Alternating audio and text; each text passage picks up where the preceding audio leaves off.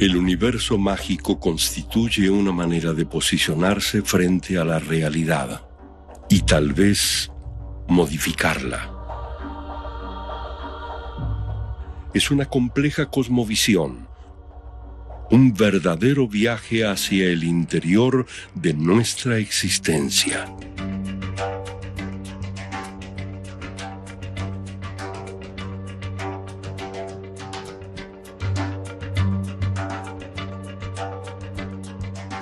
Magia.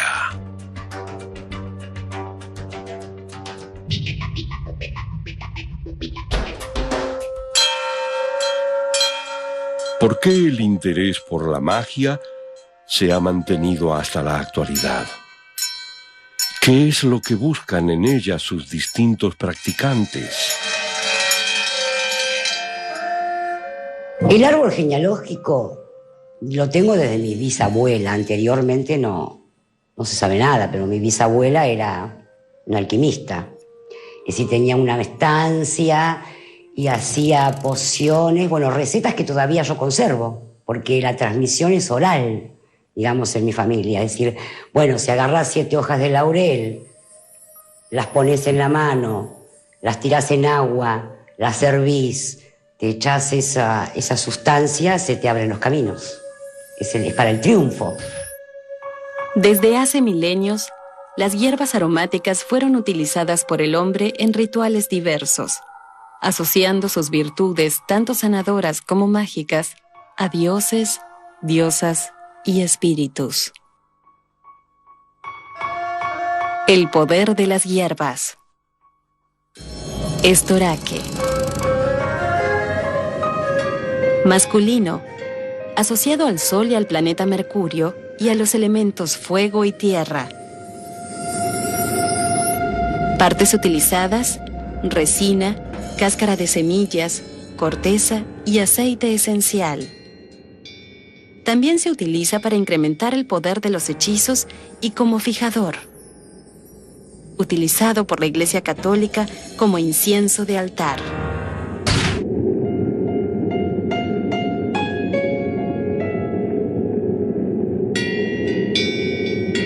Diseño de un ritual personal. Los objetos auxiliares. I do have some ritual items I use. My drinking horn. Can you see she's here? Not everybody has a drinking horn because it's tradition to use. It's just something that's passed around if you're in a group. This one I got from Jorvik, which is a well-known historic site where the Vikings took camp for several years. Basically, you just offer it around to whoever's in the group or worshipping you, and each takes a sip of mead. Mead is usually the main drink we use as an offering, as it's classed as a holy drink because it's historically connected to the Vikings and the Teutonic people. But we'll also use beer or milk or anything, chocolate, whatever you feel like you need to devote to the gods. ¿De qué elementos debemos valernos para mejorar el diseño de nuestro ritual? Antes que nada, los objetivos del ritual deben ser enunciados claramente. Las palabras son poderosas. También debemos ayudarnos utilizando elementos que simbolicen el objetivo que perseguimos. Los inciensos, carbones y hierbas a quemar son elementos favorables. Los colores que utilicemos en nuestras ropas o en las velas que encendamos pueden ser afines a nuestro pedido. Podemos ofrendar algún alimento, colocar una figura o estatuilla. Esto favorecerá nuestro ritual. Podemos utilizar también un objeto que tenga un valor personal relacionado con nuestro objetivo. Recordemos que el verdadero poder del ritual no está en los elementos, sino en nosotros. Los objetos son simples auxiliares para ayudarnos a concentrar y focalizar este poder. La majestuosidad de la civilización egipcia también se vio reflejada en su magia. Infinidad de dioses, maldiciones, conjuros, jeroglíficos y fórmulas secretas son algunas de las formas que tomaban las prácticas mágicas en todos los estratos sociales. Magia egipcia, invocando y ahuyentando a dioses y demonios. En Egipto, la situación es un poco diferente a lo que pudo haber sido en Sumeria, mientras que la magia en toda la zona de Mesopotamia o en la gran mayoría de los países del cercano oriente estaba justamente direccionada a mantener a raya a estas fuerzas del mal, a estas fuerzas de la oscuridad. En Egipto, por otro lado, siendo un clima y una región mucho más leniente, mucho más dadivosa, las deidades toman otro cariz. Son deidades que, si se conocen las palabras adecuadas, se conoce la magia adecuada, pueden llegar a estar al servicio de aquel que las invoque. La magia ocupaba un lugar crucial en el antiguo Egipto, y los sacerdotes que ostentaban este poder eran respetados y consultados. El faraón mismo era, ante los ojos del pueblo y ante sí mismo, considerado como un dios.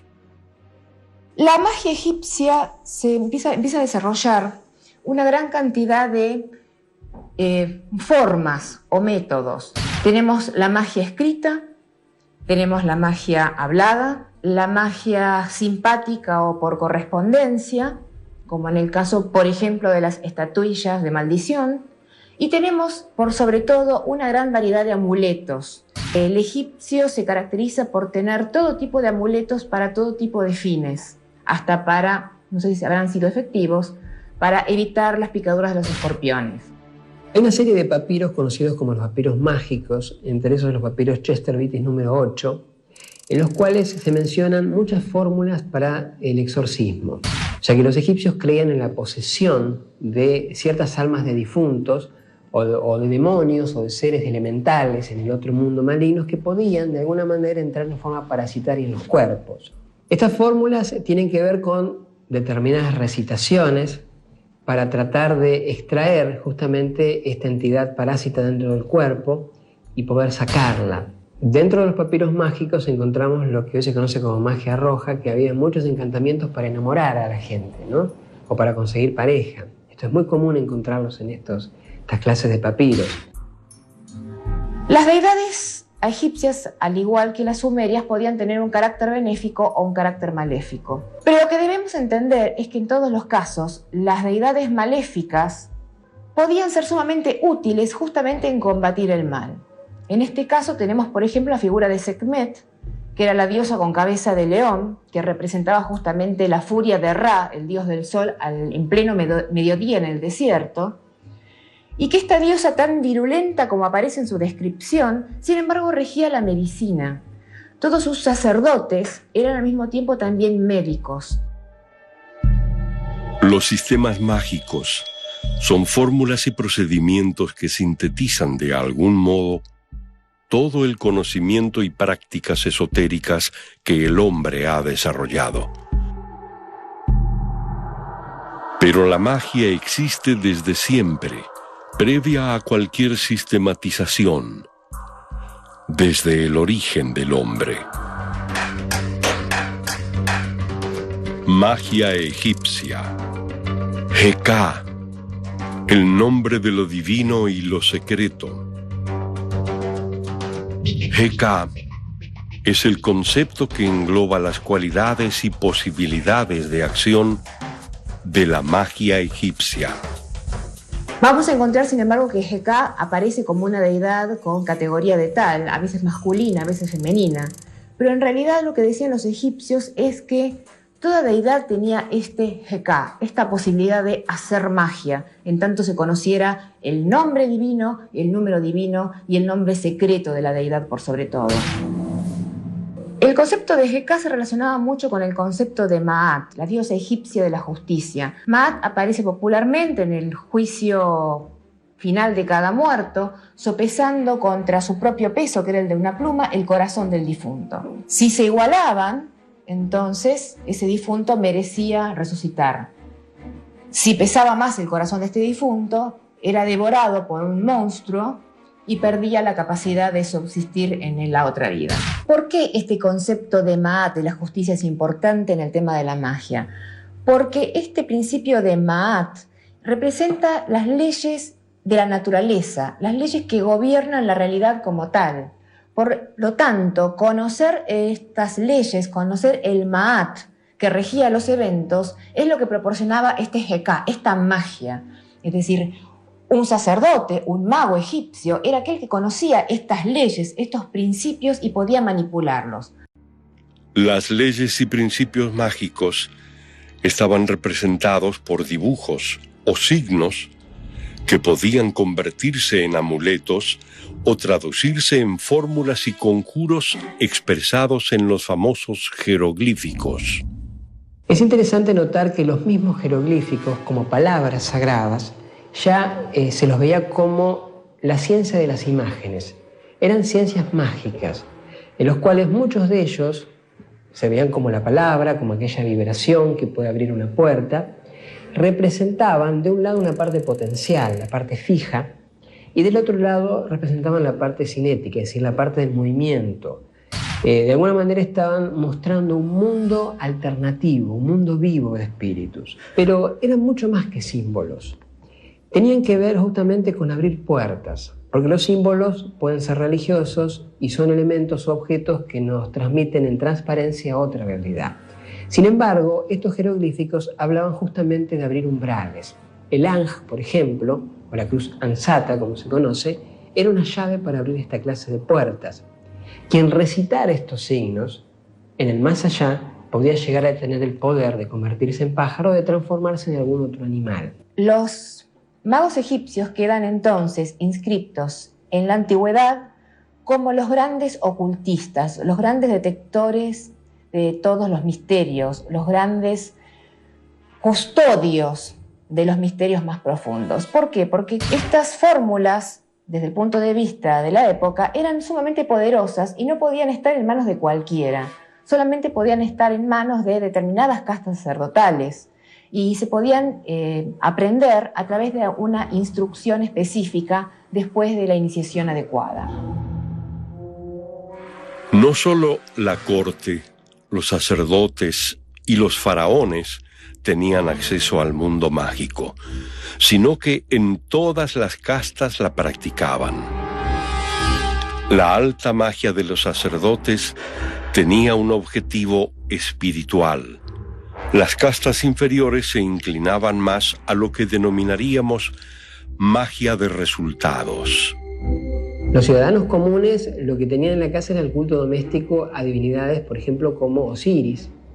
Tenían ermitas o lugares donde se ponía una estatua de barro de Osiris y también esa estatua se la recubría con piel de carnero para que de esa manera favorecer la resurrección del muerto y de esa manera también servía como un talismán para proteger el hogar. También lo que los egipcios hacían eran una especie de figurillas, conocidas hoy por los arqueólogos como los textos de execreción, que eran una especie de figurillas en los cuales, con forma humana, antropomórficas, donde se les escribía el nombre del enemigo o de la ciudad que ellos querían conquistar. Por lo tanto, ellos cuando estaban en guerra, tomaban estas figurillas y las rompían en un rito mágico, pensando que si rompían esa figurilla, el enemigo iba a estar más proclive a entregarse. El libro de los muertos. Protección al difunto en el más allá. Se desarrolla entonces en Egipto una gran cantidad, una gran abundancia de todo tipo de rituales, siendo el más conocido de todos los rituales que aparecen en el libro de los muertos. Esto es, rituales que tienden a proteger al difunto en su viaje al más allá. Y sobre todo, tenían como objetivo el proteger a la tumba del difunto contra los saqueadores, a fin de que este cuerpo, que estaba supuestamente destinado a la resurrección, no fuera mancillado, no fuera corrompido. Especialmente en las tumbas se encuentran unas figurillas, posiblemente de madera, llamadas los aptis. Estas figurillas, que tienen determinadas formas, por lo general son mumiformes, estaban destinadas a ayudar al difunto en la otra vida. En el libro de los muertos, en la sección 6, se habla de la función de estos seres en el otro mundo. Estos seres tenían que servir de alguna manera al faraón o al príncipe que estuviera enterrado allí. Tendrían que también labrar la tierra en el Amenti, en la otra vida, y tendrían que darle todos los servicios posibles que se le daba en esta. De alguna manera, mediante esa magia por semejanza, se ayudaba a que los difuntos en la otra vida pudieran tener los mismos servicios.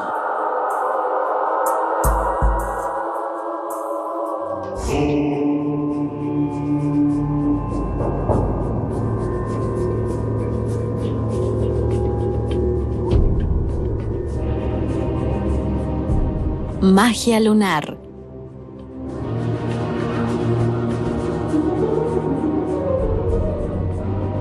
Luna llena. El sol y la luna se encuentran en oposición y la luz del sol puede reflejarse totalmente en la cara de la luna. Es un buen momento para todo tipo de operaciones mágicas, ya que incrementa sus poderes. Los procesos instintivos e inconscientes se encuentran en su apogeo. Ideal para rituales de agradecimiento. Todo proyecto comenzado durante la luna nueva se reafirma o encuentra nuevos caminos durante la luna llena.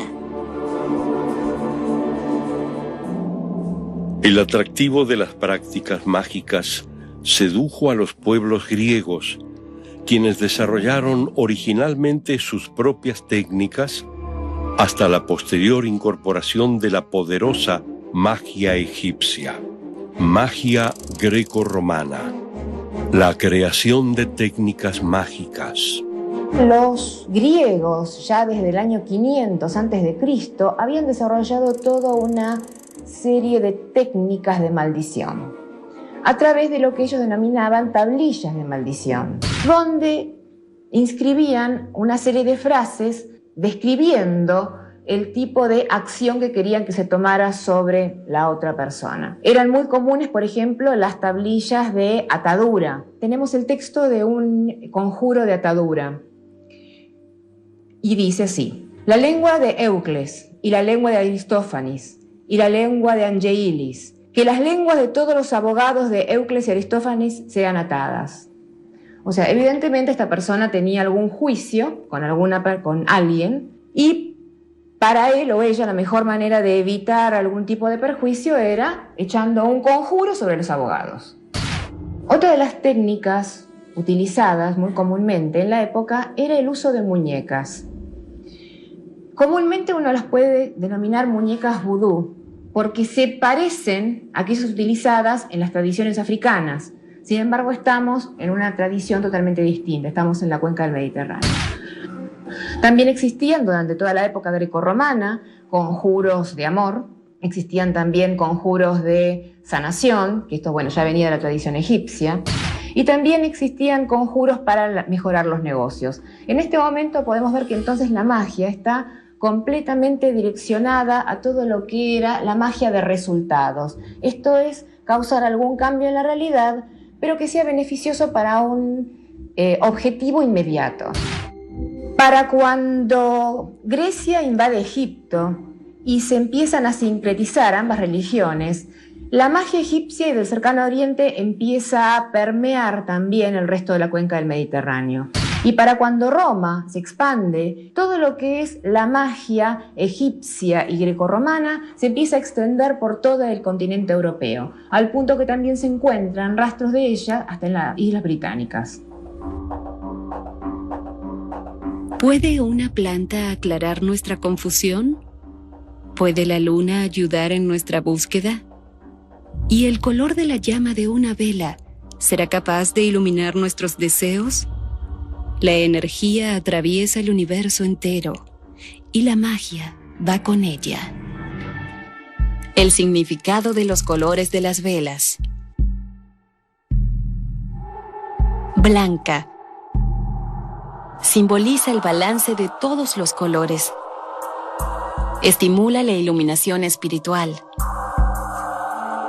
puede sustituir cualquiera de los otros colores de velas.